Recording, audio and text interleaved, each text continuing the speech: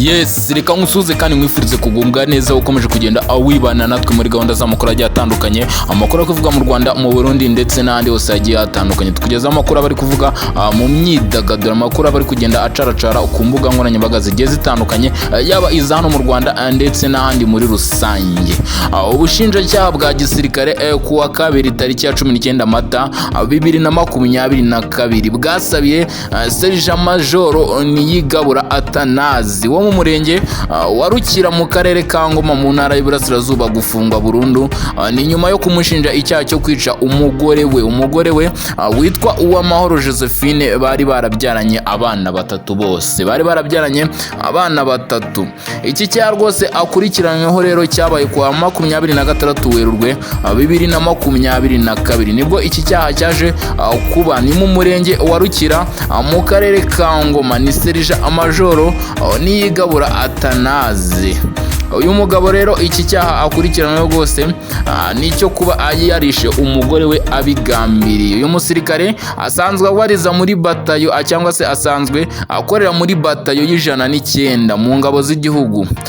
Yasabye uruhushya rwo kujya gusura umuryango, maze nyuma y'iminsi 2 ageze mu rugo rwose ageze mu rugo ashaka abakozi bamwubakira inkingi z'urugo, igipangu ari naho amakimbirane yatangiye.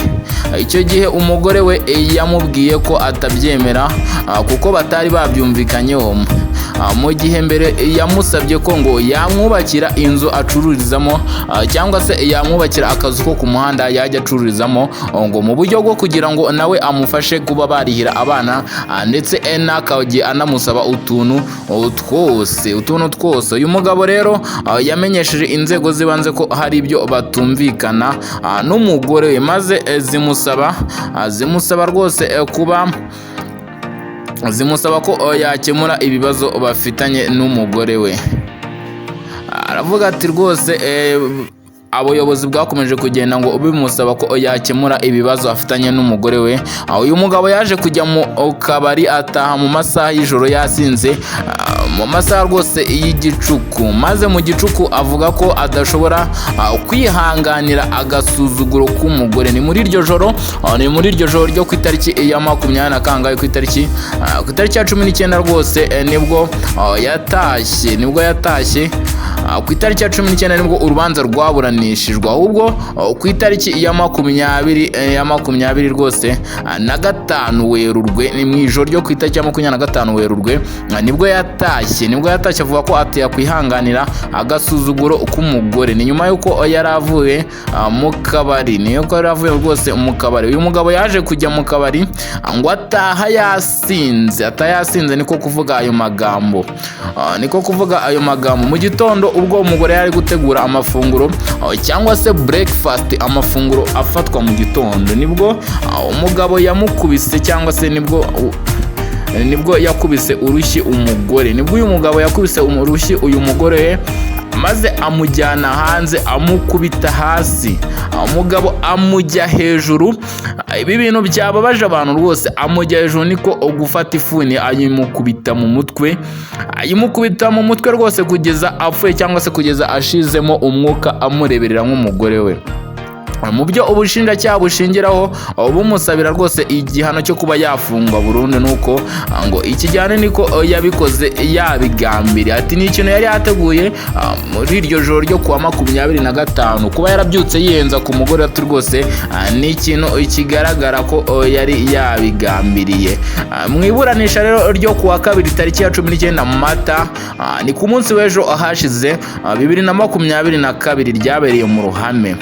Sergeant Major Niyigabura Atanazi yasobanuye avuga ko yabikoreshejwe n'umujinya, bityo ko asaba imbabazi. Ati arasaba imbabazi rwose. Ati namukubise urushyi maze kurumukubita afata umwase, agiye kunkubita mu mutwe ndawukinga. Ubwo umujinya wahise uzamuka, nahise nkora mu biti byari birimo agasuka nkamukubita mu mutwe, ariko mu by'ukuri nabitewe n'umujinya. Ayo ni amagambo Sergent Major Ntawirusha Sergent Major rwose Atanazi yivugiye ku giti cye. Ni amagambo yivugiye ku giti cye, aho rwose ngo ubushinjacyaha bwa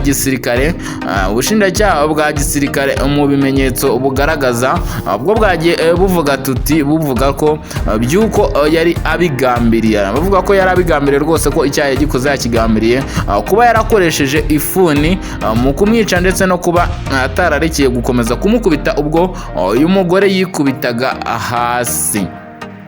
Mu bindi bashingiraho birimo nko kuba yari yaravuze ko amwica maze akishyikiriza urwego rw'igihugu rw'ubushinjacyaha RIB, maze ubusaba ko yafungwa burundu hagendewe ku bimenyetso. Urukiko rwa gisirikare rero rwatangaje ko umwanzuro uzatangarizwa mu ruhame ku itariki ya 25 Mata. Ku itariki ya 25 Mata 2022 saa sita z'amanywa akaba aribwo ubushinjacyaha cyangwa se urukiko ruzatangaza umwanzuro warwo ku bijyanye n'iki kibazo cy'uyu mugabo Sergent Atanazi rwose Sergent Major wiciye umugore we hariya mu karere ka Ngoma mu ntara y'Uburasirazuba. Ni ibintu bikomeje kugenda rwose bibabaza abatari bakeya, aho umuntu nk'uyu uba warahuguriwe mu bijyanye rwose n'umutekano ahubwo ariwe ugaruka akawangiza. Ni Sergent Major Niyigabura Atanazi. Abaturage rero bakomeje kugenda bamusabira rwose igihano cyangwa se igifungo cya burundu ku bw'ibi bikorwa yakoze byo kuba yakwica umugore we yabigambiriye rwose, ndetse ngo ntago ari ikintu umuntu nk'uyu, umuntu ushinzwe umutekano yakabaye akora. Ni ibintu rero yakoze ku itariki ya 26 cyangwa se mu gitondo cyo ku itariki ya 26 Werurwe, nibwo iki cyaha yaje kugenda agikora cyo kuba yakwica umugore we akoresheje agafuni. Ni nyuma yo kumukubita urushyi nk'uko twagiye tubibabwira, ndetse amusora no hanze amukubita hasi. We yivugiye ko ngo yamukubise umwase arawukinga, ngo niko kugira umujinya nawe ngo akora rwose muri ibyo biti, aho umugore yarakuyemo umwase ngo we akuramo agafuni. Ni ibintu bitumvikana, ni ibintu abantu badakomeje kugenda bavugaho rumwe.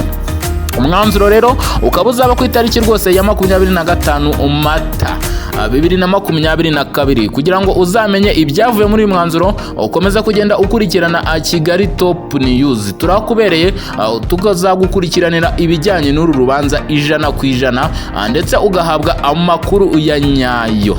Niba rero utarakora subscribe yikande, kugira ngo ukomeze kugenda ubona amakuru nk'aya, amakuru abagiye atandukanye abari kuvuga mu Rwanda, mu Burundi ndetse n'ahandi hose kw'isi. Ni amakuru adasanzwe, cyane cyane amakuru y'imyidagaduro n'amakuru abari kugenda carashara ku mbuga nkoranyambaga zigiye zitandukanye, haba mu Rwanda ku isi. Dukomeje kugenda rwose tukwifuriza amahoro n'imigisha cyangwa se ishya n'ihirwe mu mirimo yawe, uba ukomeje kugenda uwikorera imirimo ikomeje kugenda iguteza imbere.